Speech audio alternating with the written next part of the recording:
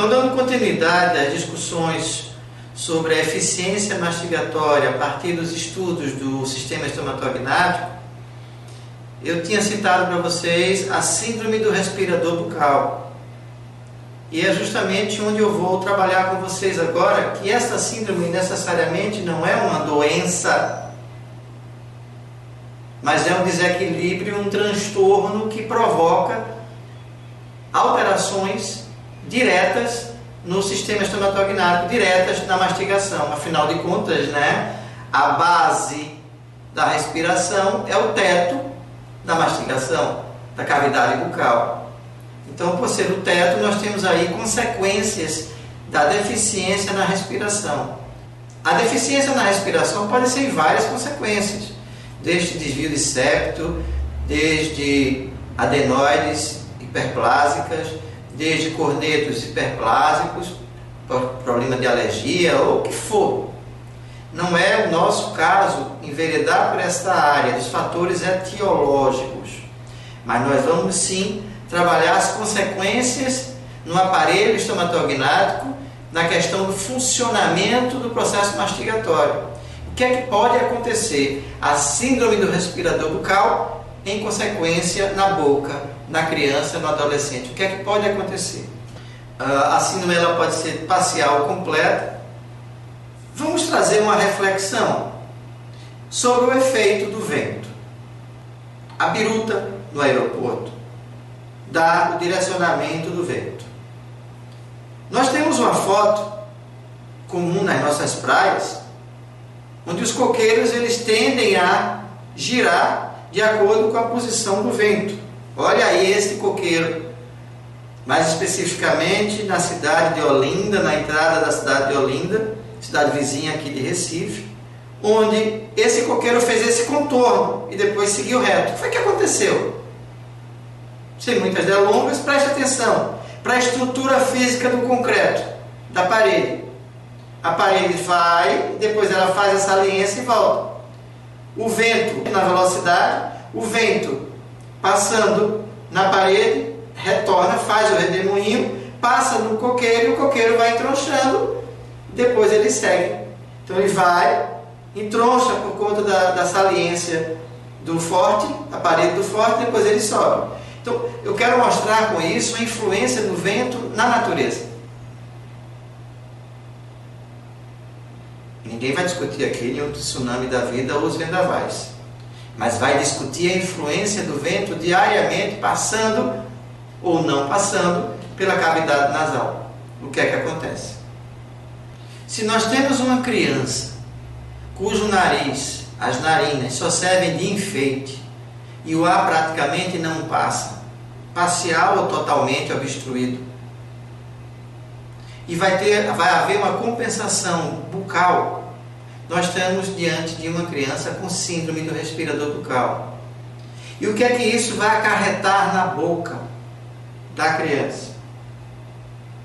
Ora, se a respiração nasal é um movimento natural, fisiológico, e vai haver o desenvolvimento do palato naturalmente, na hora que eu uso a boca para respirar, este palato ele não vai se desenvolver com a língua, porque a cada vez que eu degluto, eu coloco a língua no palato, como nós já vimos. Se eu não faço mais isso porque eu tenho que respirar, a língua tem que ficar entre os dentes e não mais no palato. Automaticamente não vai haver o estímulo suficiente para este osso se desenvolver, se ampliar. E aí a tendência dele é ficar ogival. Então vocês vão ver nessa imagem, principalmente esta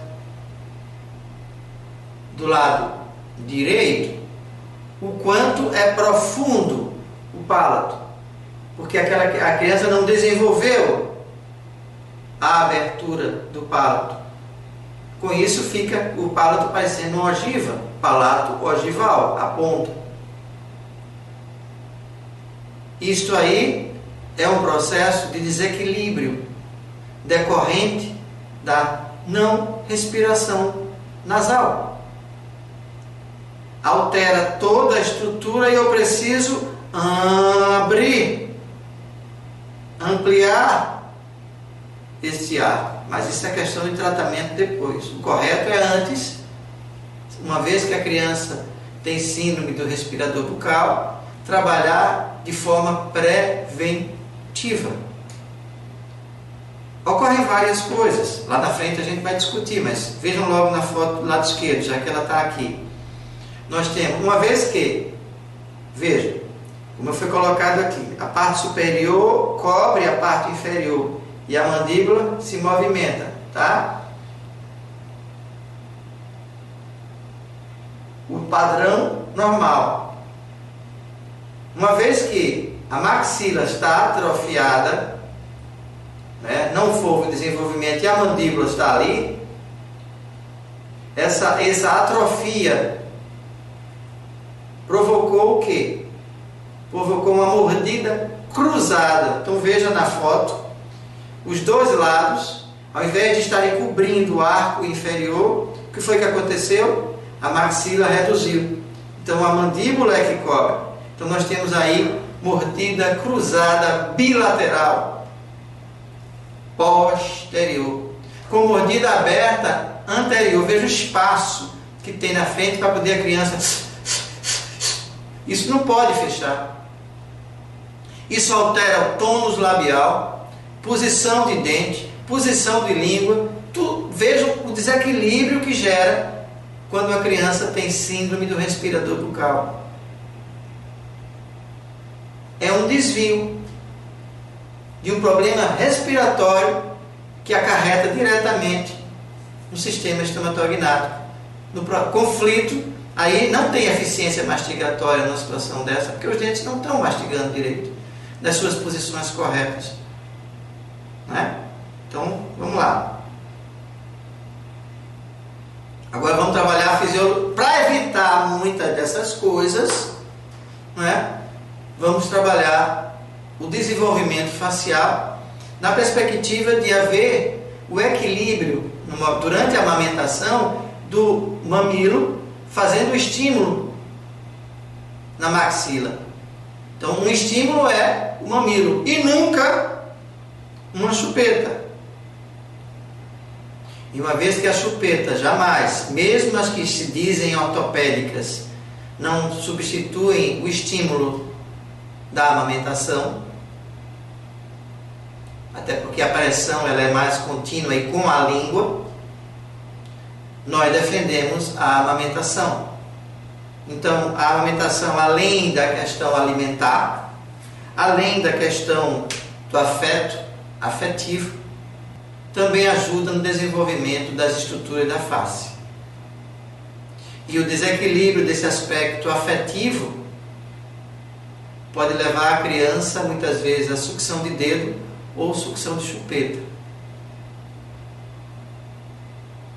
Não é o ideal, nenhum nem outro. Mas se tiver que escolher para a criança calar, a chupeta ainda é menos ruim.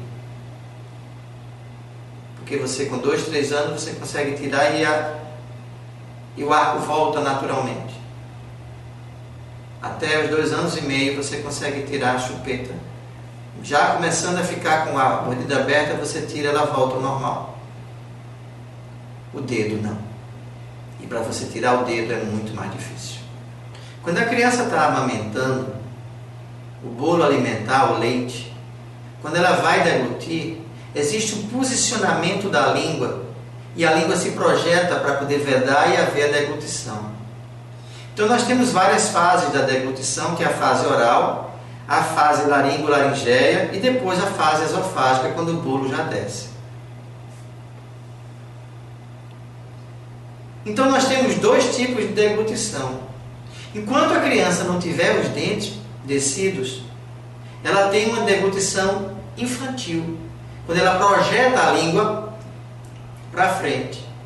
Depois ela passa a ter uma deglutição adulta ou madura, quando os dentes já estão em oclusão, quando encosta. Encostou a oclusão, ali vai reter a língua. E aí o bolo alimentar desce e neste momento nós temos a deglutição adulta ou a deglutição madura. Vejam que mesmo não tem nada a ver com a idade da infância. É a deglutição que passa a ter este movimento, e quando você deglute e não movimenta nada no pescoço nem na boca, é uma coisa. Mas quando você vê uma criança que mexe com o orbicular dos lábios, mexe com a cabeça, né? Você começa a perceber que a deglutição dessa criança não está correta, não está adequada. Você vai ter que verificar se é a posição dos dentes. Você já começa a despertar isso aí nas crianças, tá? Justamente porque não está fazendo a vedação anterior. E aí você vai ter que começar a investigar o que foi que aconteceu. Eu trago aqui vários exemplos de sucção de dedo, como altera o equilíbrio da vedação e automaticamente da deglutição. Veja como altera a posição dos dentes de forma severa. A chupeta e o dedo não contribuem para o equilíbrio do aparelho estomatognático. Vejam que essa criança, para poder vedar e engolir a saliva, ela precisa jogar a língua para fechar o espaço na frente. Ela projeta a língua. Então, muitas vezes, está chupando língua, muitas vezes é porque precisa fechar os dentes para poder engolir. Por isso que tem que avaliar a criança. Mais uma foto de sucção de dedo. Vejam agora a mordida aberta anterior, justamente o uso do chupeta. Aqui já não é essa situação de chupeta, tá? Aqui necessariamente eu tenho, veja, que a mandíbula cresceu mais além do que o normal. A maxila está atrás e a mandíbula foi para frente. Tá assim, ó. Enquanto o normal seria este, do topo a topo seria esse, e a mandíbula foi para frente. Então aqui eu tenho o quê? Eu tenho muito provavelmente uma classe 3. Vocês vão ver lá na frente, nas próximas aulas, classe 3. É a projeção da mandíbula para frente. Aí é um procedimento cirúrgico, muitas vezes de contenção de mandíbula no processo de desenvolvimento facial. Mas é tratamento, isso aí a gente não vai discutir. A gente vai discutir funcionamentos. Isso em si, isso faz parte da fisiologia. São desvios, claro, são desvios do desenvolvimento facial que fazem parte do cotidiano do dentista. E esse processo vocês têm que ter noção para ver como mediar uma ação de intervenção mais adequada.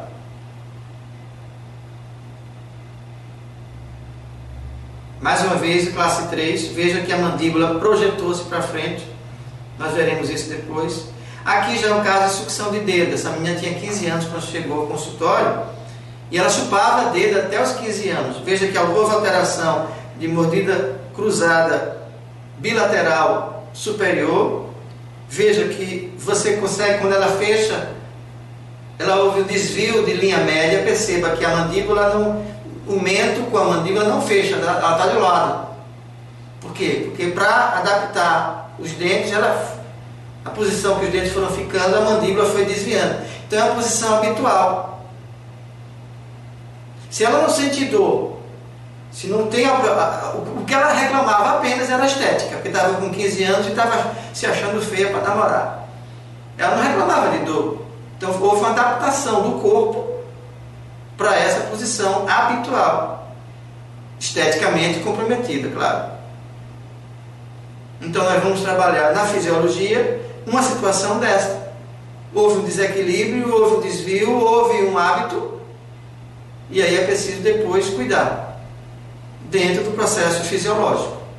Com relação à síndrome do respirador bucal, é valioso a gente prestar atenção de que a criança vai apresentar baixo peso, conflitos na afetividade, distúrbio na alimentação, porque ela vai estar numa competição entre respirar e comer, vai estar o sono comprometido, vai se engasgar rapidamente, o próprio banho com a água, respirando constantemente com a boca, compromete a estética. Então, vejam o quanto a síndrome do respirador bucal, ela é importante para o equilíbrio do estado afetivo, estado físico da criança, o humor da criança. E a estética também envolvida. Então, não pode ser relevada, deixada sem tornar atenção. Essa foto, para a gente concluir o encontro, vejam, essa criança, 12 anos, o aspecto das amígdalas como estavam demasiados, mas outra situação também bastante interessante. Veja que ela não tem mais os primeiros molares inferiores. O que foi que aconteceu com o molar superior? Destruiu. Vejam, o alinhamento, a linha média, o alinhamento, a oclusão, quando chega no molar desce para subir de novo quando está no segundo molar. Então, quando o primeiro molar ele desceu, ele foi extruído do seu sítio, do seu espaço, isso aí provoca traumas articulares e desequilíbrio. Vejam, quando você perde um dente, o antagonista sai do lugar. Se ele é inferior, desce. Se ele é superior, o dente vai subindo. Então eu vou mostrar a vocês a foto aí. Veja que os dentes já estão subindo. E aí você tem essa percepção. E por não ter mais os molares, perdeu a estabilidade, perdeu a dimensão vertical, os dentes começam a sofrer. Então, esses dentes, se você pegar, eles estão assim, ó, balançando. Porque perdeu totalmente a estabilidade e sofreram já com vários problemas, inclusive de tártaro. É isso aí, pessoal. Para um primeiro encontro, eu queria deixar bem vocês atentos para o tamanho da responsabilidade do profissional de odontologia na perspectiva de manutenção do equilíbrio da saúde bucal da população, a responsabilidade que deve ter. Dúvidas? Estamos aí. Abraço.